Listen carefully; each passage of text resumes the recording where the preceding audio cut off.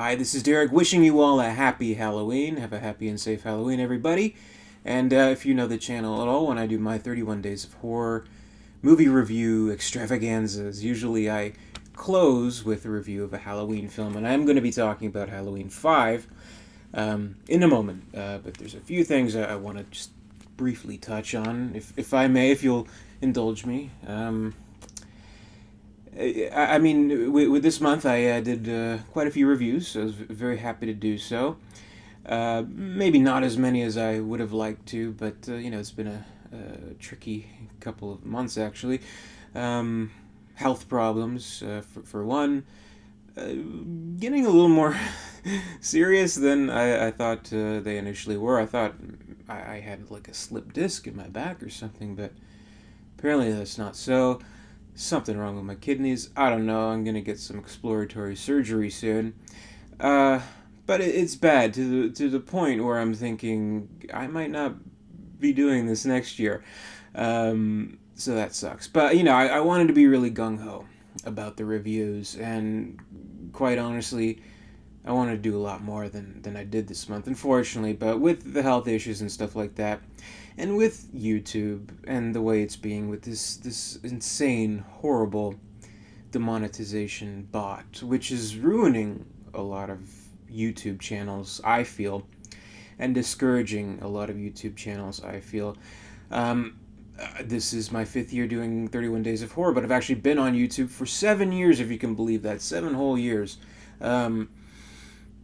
So, I mean, I feel I have I don't know, kind of a unique and two very distinct perspectives as a YouTuber, because I have this channel, which is my baby, which I've had for all these years, but I also have a separate channel, which blew up in the past year, Alien Theory, which is a channel I've loved doing, and it's been very successful, and it kind of blows my mind that, I mean, for the past couple of months, that channel has been paying my rent. How amazing is that? So I know how good YouTube can be to people, but I also know you know, how much of a struggle it is for certain YouTube channels, such as this one, the one that you're watching right now. And the thing is, like, being on YouTube for so long, I'll never forget the first time I actually got paid for doing a YouTube video, right? Where it's like, wow, my work and my passion, if you want to put it that way, I'm getting paid for that. And meanwhile, it was like $100, which was like, it took like 6 months to get to after getting a partnership. But that was so encouraging. But look what's happening now. YouTube channels, particularly ones with a smaller amount of subscribers, this bot is arbitrarily, as you may see, like I posted some other videos to kind of prove how arbitrary this bot is, just demonetizing videos immediately for no rhyme or reason, maybe not even based by tags, just the mere fact that it's uploaded. So don't discount that kind of encouragement. Like it was so encouraging for me the first time, getting some money from YouTube. That made me think, hey, I can try new things. I can experiment. I can maybe do a new channel, talk about alien stuff, and here I am, and I'm enjoying a very successful channel. How great is that? But that discouragement, can work towards the negative. So encouragement and discouragement are two very powerful things, I feel. And YouTube, shame on you for this bot, which is just an obscene crusher of dreams. I don't know, it's bad. Like I don't know how else to put it. YouTube, stop this madness. Let people, even the small subscribers or the small YouTubers who have maybe a couple thousand subscribers, if that, let them make their fucking pennies off a YouTube video. Don't do this. Come on. Anyway, that's my rant. So here we are now, talking about Halloween 5. I'm glad I spent all this time talking about all this shit, because there's not really much to say about Halloween 5, is there? I watched it last night to get it fresh in my memory for today's review, and wasn't an enjoyable viewing experience. It's really not. I know the movie has some fans. I'm not one of them, to be honest with you. Last year I talked about and I'm sure other times on this channel I've talked about Halloween 4, and how, with its problems, it did an okay job in kind of reviving the series, because, of course, the series, for all intents and purposes, had ended with Halloween 2. Michael Myers was burned and blowed up, and so was Dr. Loomis, but they're like, aha, let's bring him back and do that, shit.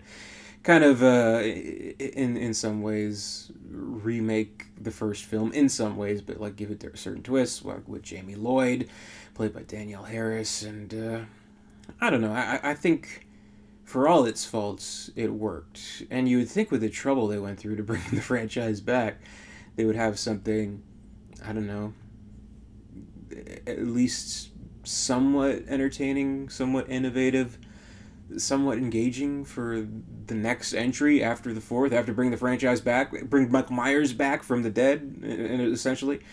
Not really. I mean, there's not really a lot to say about the movie. I mean, really, here's the plot. End of Halloween 4. Michael Myers gets gunned down, falls into a pit, whatever. But then we learn, okay, great. One, he has some kind of psychic connection with Jamie Lloyd, who kills her stepmother, or at least stabs her. I guess we learn that she didn't really die in this one. So there's some kind of psychic connection between the two. He's been in a coma yet again for another year, and a homeless man has been taking care of him this whole time. His mask, which is completely different, is still intact, and once Halloween time comes, hey, he's back. He's ready to kill some more, because Halloween just sets him off. This whole time, Jamie's in a children's hospital trying to get a little bit better, but kind of the psychicness takes over her, and she's all, semi-mute, won't talk. Meanwhile, Loomis is like, why don't you say anything, you little fucking girl? He's getting tired. Donald Pleasance is like getting so fucking tired of this role. You can just tell. Michael, he's coming back again. Ooh, okay, great. So, I mean, really, there's not too much to the story, and what it all amounts to, yes, he's back, and Jamie's kind of being used as, in some ways, bait to lure him in back to the old Myers house where Loomis is waiting with a bunch of, cops and all that, SWAT team, what have you. And they're ready this time, right? They're going to capture him, and they're going to bring him to justice. And guess what they do? Then some random, man in black, this complete plot contrivance, just peers out of the sky, out of nowhere, and shoots up the police station, and Michael Myers is released. He's out again. And that's the end of the movie. And that's pretty much it. I mean, like, really, there's not much to the plot, which is unfortunate. Like, you'd think, with the fifth movie, and they try to do something a little bit different. I mean, look at all new things they tried, like the Nightmare on Elm Street series. By this point in the series, Nightmare on Elm Street, like, Freddy was like having like a demon child inside the womb and all this crazy shit. Friday the 13th, Jason had been dead and resurrected and back again and all this shit. With Michael Myers, it's just the same old shit that we've seen in the other movies. And it's not to say that the first film has this incredible, intricate, complicated plot. No, but it is an interesting plot. I mean, Michael Myers, he's a child. He kills his sister. And he's just, like 8 years old? Less than that. In an asylum his whole life, then Halloween night on the anniversary. He escapes, and he wants to kill again and again. And at this point, we don't know the connection that Laurie Strode is his sister. And really all this killer is doing, this sick, evil shape, is just trying to recreate the murder over and over again because it satisfies him in some way. This fulfills some kind of deep, sick need that needs to be this hunger that needs to, this rage, as it's referred to in this film, Halloween 5, just needs to be quenched in some way. So, I mean, it's a very simple plot, and I guess there's not too much you can build on it besides adding the stuff like, okay, he's back again, he's killing again. Oh, guess what? Laurie Strode is his sister. Oh, guess what? Laurie Strode had a secret daughter, and, she died in a car crash, and now Michael's trying to get her because he wants to kill his niece for some reason. I don't know. But, I don't know, there's nothing in this movie. It's a very boring movie. It's a very stupid movie. Like, even, like, with fuck, what's the girl's name? I can't remember. But in the previous film, I'm trying to read the back, see if there's anything. But in the previous film, Jamie had her steps or sister, or whatever sister figure, let's say, who's a very good character, and she gets killed off in this film. Spoilers.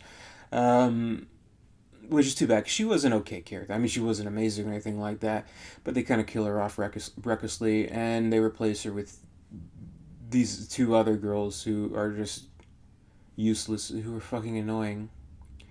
Most annoying characters in the entire franchise could very well be in this film. With the stupid cops in the movie with like the duck music playing. We're cops and we're stupid. Haha. Okay, great. Um, all that shit. Just a weird tone to the movie, and the movie accomplishes nothing. And I don't think it actually shows on this. I mean, this one says, Michael lives in this time they're ready. Okay, fine. But you may recall uh, okay, the movie came out, what, 1989? I was like one then, but they kind of promised some things that I don't think they quite delivered on in the movie, at least from the promotion. Like, I think, at least on some DVD covers or on some VHS covers, the big thing about the movie and what was kind of in those big subtitles or taglines on the covers was Michael Myers is finally unmasked. Which, of course, he was unmasked in the first movie, but, neither here nor there. But that's kind of the big deal. That's kind of the hook that they went with the movie. Okay, Michael Myers, he's going to be unmasked. That's going to be cool. Like, we haven't seen him in a while. He got burned up. Maybe he's like a sick freak like Jason or something like that. All scarred up and creepy looking. And the thing is, you got to remember, back in the day, like, if we can go back to those days, maybe I wasn't cognizant at the time, but I do of course remember my childhood and all the time spent in the horror aisle of video stores where they still have VHSs and things like that. And I very much remember those days fondly. In fact, that's why I like to put the VHSs in the background of my videos. I don't know. It gives me a warm, fuzzy feeling. What can I tell you? But back in those days, one thing you got to remember, it would be kind of a rare thing unless you say had like the patience of a saint, to watch these movies in order, right? So whatever the video store had at any given time, that would be included in your rental. So you just see whatever's available at any given time, and each one kind of has to stand on its own as much as possible. And you have to kind of rely on the back of the VHS tape to kind of determine whether this is the one, this is the rental, this is what you want to put the money on to see. And maybe you could rent another movie, whatever. It's like Michael Myers finally going to be unmasked. That's a bold promise, I think. When it finally happens in the movie, it's bullshit, It's not in like some dramatic moment like with the first one, the struggle and the mask comes off. That was great in and of itself. But here it's just Jamie kind of talking to him like, "You're my uncle, I love you," whatever. I don't know, whatever the fuck. And he's obscured by shadows. Takes off the mask. We don't even see him. Which maybe is a choice to differentiate itself from the Friday 13th, where they show the ghastly face beneath the mask, with Jason and things like that. So maybe you can kind of understand it that way, but don't kind of put your campaigning or cover art promising that. Anyway, I feel like I've spent a long time making a very stupid point, but the movie spends a long time making a very stupid point, so quite apt, I think. So the movie doesn't do anything. And the crazy thing, here's another crazy thing. The movie, it has, and I mentioned this in the review of Hostel, actually, they have effects from K and B in this film, which is a big deal for a horror movie, isn't it? And I think, at least to my knowledge, this is the only film in the Halloween series that has effects from K and B. I could be wrong on that. I'm sure someone will correct me in the comments. But because I mean, people just love to put corrections in the comments of a YouTube video where it's like it's already uploaded, set in stone, and there's nothing you can do except kind of nod. Anyway, only movie in the series with K&B special effects. You think it's gonna be amazing, cool gore, Evil Dead fucking 2, fucking name it, a million other movies, Hostel, whatever. They've been there, done that, with everything. The gore effects aren't even that good in this movie. They're not. Like what? Okay, there's one part where like the little gardening tool weapon or whatever, he slices it in the guy's face or impales it on the guy's face, like right in his forehead. And it's like, okay, yeah, okay, whatever. He gets one of those sears or shears or those hoes or cylons or the children of the corn kind of things. Slashes a girl across the neck, or maybe lops her head off. We don't know because it doesn't fucking show it. So I mean, there's no good gore effects, and like that's in the midst of like kind of like a tawdry sex scene, and you think, okay, at least we're gonna see some titties in this one. That's what the last movie lacked. They did that thing, that cheap, cheesy thing where the girl takes off her bra and it's like just below the camera, and you're like, where are the titties? And there's nothing. And here it's like, okay, might be some titties. Okay, wait, almost, no, okay. Oh, wait, the guy's pulling out a condom. He's putting it on, and it seems like it hurts him, which is kind of weird. Okay, anyway, whatever. Okay, they're doing something. Oh, okay, now we see the point of view of Michael Myers watching. And then he impales him with the big fork thing. I don't know my barn terminology, I'm sorry. Nothing, whatever. I don't know. Stupid. And Jamie's stupid. I hate Jamie. She's a stupid character. Daniel Harris is very annoying in the role. I know people hate me for that. I wish I knew other people who just fucking hated her like I do. I do. She's annoying in this movie. Her little boyfriend is annoying in this movie. The great Donald Pleasance just looks like he's tired in this movie, as I probably seem tired in this review because I'm very tired and drugged up right now. She's like, oh, Michael's evil. Can I have my money now? Anyway.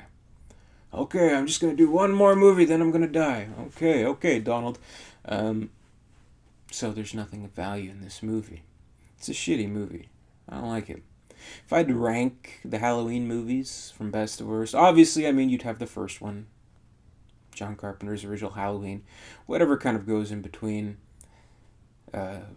is somewhat debatable. Let's say maybe even like the first two, Halloween 1 and 2, would kind of be at the top. But let's talk about what would be on the bottom. On the bottom, in all fairness, if we're excluding the remake out of this, let's say the original 7. Well, certainly Halloween Resurrection. There'll be nothing worse than that of the original series, I'll give it that. But second to last worst, I would say, it's Halloween 5. It's pointless. It's a meandering, dull, listless mess of a movie. Its tone is all over the place. Its characters are annoying and useless. The kills aren't even that good. The gore isn't even that good, which is a sin considering K&B was involved. No titties. And it accomplishes absolutely nothing with this vague, stupid man in black who we at least explore a little bit better in the next one. I know a lot of people don't like Curse of Michael Myers, but that movie's at least kind of interesting and kind of, I don't know, erratic with his MTV style kind of editing. And it has good gore. And even like Halloween 3 doesn't even have fucking Michael Myers. You can at least give them credit for doing something new. Even the remake, you can say at least they're doing something new, trying to do something interesting. And in all fairness, the gore in the remake is very good. Halloween 5 accomplishes nothing. It's a bad movie. I feel sad that this is what I have to end on. So if I can say some positive things about it, it's graciously short. It's an hour and 38 minutes. It's not too long. I don't know, at least Donald Pleasance is back. They have the Halloween music. At least they didn't fuck up by not including the music. Ooh, how bad would that be? Oh yeah, and the mask sucks, by the way. The mask is shitty. Even like the weird monkey looking mask from the fourth one was was better than this, which is saying a lot. This mask kind of loose and just weird. I don't like it. I don't like the movie Halloween 5. What a piece of shit. But the others are good. First one, you can't beat the first John Carpenter classic. What a great movie. You know, what a great legacy. There are some shitty movies branching off from the series, but what an amazing thing that a movie that was made for pennies back in 1978 by some young kid who, just wanted to tell a story, um, and an up and coming actress who was kind of, well, in her own way, horror royalty by being the child of Janet Leigh from Psycho. How amazing that its legacy has lived on to the point where I'm still talking about this series to this day, all these decades later. Um, that's encouraging, I think. And, I haven't mentioned this at all because I don't really do news on the channel, but how amazing is it that Jamie Lee is coming back for a new Halloween? Apparently, they're gonna disregard all the sequels, like even number two, apparently, and they're just gonna kind of go straight as a sequel, which would be kind of interesting. Um, but how incredible is that the series is maintained? This is the namesake Halloween horror movie. I mean, this is so great. I have an immense love for Halloween and for this series. I mean, yes, 5 is shitty, but a series as a whole, it's something that I do enjoy watching and, marathoning every Halloween. It's fun to do. Michael Myers is a great killer. He's pretty much, the guy when it comes to the guy when it comes to horror slashers. He kind of started it all before Jason, before Freddy. He was there, and he kind of started this new wave of cool slasher movies back in the 70s leading into the 80s, which the 80s were awesome. VHS tapes were awesome. Video stores were awesome. Whether or not the cover art lied to you or not. Good times. So it's a good series. I enjoy watching it. I enjoy revisiting it. I'm humbled by its legacy, and I'm glad to share a little bit of my thoughts on it with you for today. But thanks very much for watching, and hope you guys have a happy Halloween. Trick or treat maybe, get some candy. Watch out for serial killers who want to, stab you and kill you. Always a bad thing. Um, watch some scary movies. Watch one of the Halloweens. Probably gonna watch Halloween myself, or maybe The Shining. There's a theater near me playing The Shining. But anyway, that'll do it. Happy Halloween. Thanks for watching. Be sure to comment, rate, subscribe, all that good stuff. Pray for me. And until next time, I'll see you later and stay scared.